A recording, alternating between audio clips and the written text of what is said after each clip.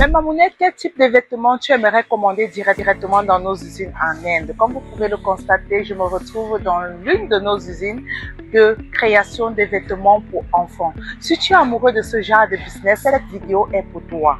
Le plus souvent, je vous informe que le business des enfants, c'est quelque chose qu'en toute période, vous vendez, en toute période, vous vous en sortez. Et dans cette vidéo-là, je vais vous présenter nos différentes étapes de fabrication, le matériel, ce qu'on utilise, surtout pour vous satisfaire. Parce que, si vous l'avez constaté, l'Inde a les meilleures matières premières et leur finition est impeccable et ils ne trichent pas trop. Je ne dis pas qu'ils ne trichent pas. Partout, vous allez voir les fausseurs, mais pour eux, quand même, c'est plus abordable.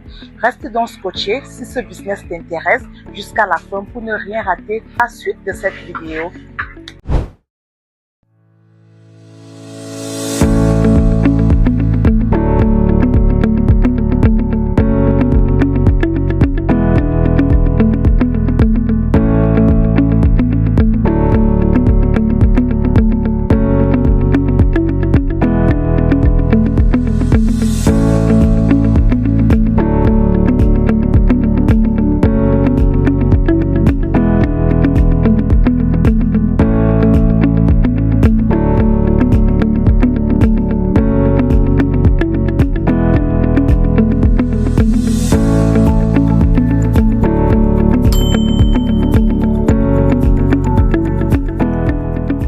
Comme vous pouvez le constater, je suis là dans l'entreprise pour vous montrer les différentes étapes. Pour que vous-même vous touchiez du doigt les différentes étapes pour la production et la réalisation de vos différentes marchandises.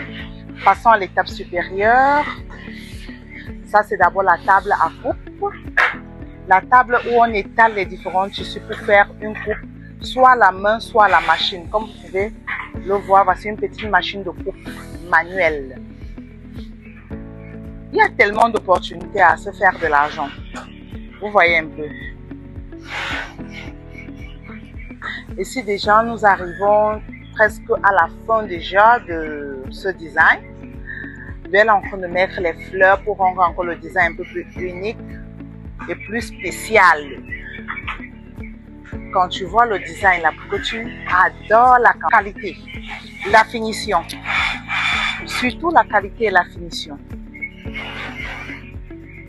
Ça, c'est l'heure de la pause. Certains sont partis manger.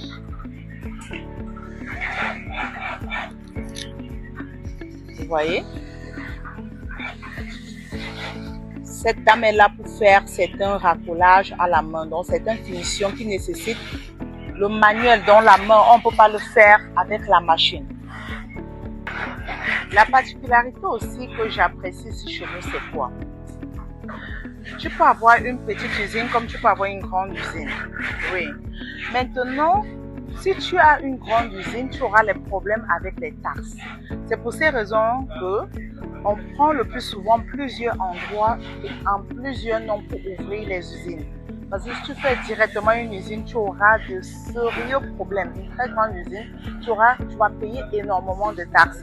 Et quand tu es une start-up qui vient de commencer, il est préférable pour toi de commencer d'abord par une petite usine et de le faire progressivement. Même s'il faut ouvrir avec 5 noms différents, il n'y a pas de souci.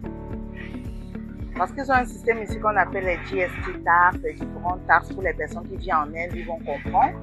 Et si vous ne comprenez pas et que vous avez besoin de précision, je pourrai encore mieux vous expliquer. Regardez vous-même les designs. Si tu ne t'es pas encore abonné là, c'est gratuit. C'est gratuit. Va t'abonner pour voir les différents designs. Va t'abonner, tu vois les différents designs. On ne sait jamais, hein, peut-être que tu peux avoir besoin de lancer une activité et tu te lances immédiatement dans la vente des vêtements pour enfants. C'est toujours une passion. Le e-commerce aujourd'hui, c'est le business de l'heure. Si tu ne fais pas dans le e-commerce, même si tu es salarié, lance-toi dans un domaine d'activité. Lance-toi dans un commerce, soit physique, soit en ligne. Avec les réseaux sociaux, tu peux facilement vendre tes produits. Donc, mes amis, je vous attends massivement. N'oubliez pas aussi que nous sommes un central d'achat. Qu'importe le domaine d'activité que vous recherchez en Inde, on vous fait le sourcing. Mais c'est payant. Je suis fatiguée du gratuit. Donc le sourcing, c'est payant. Si tu as besoin du contrôle de vos différentes marchandises, tout est payant. On a une équipe pour ça. Donc on se sacrifie pour ça. On perd des journées pour ça. Donc c'est pas gratuit. Donc je vous aime bien.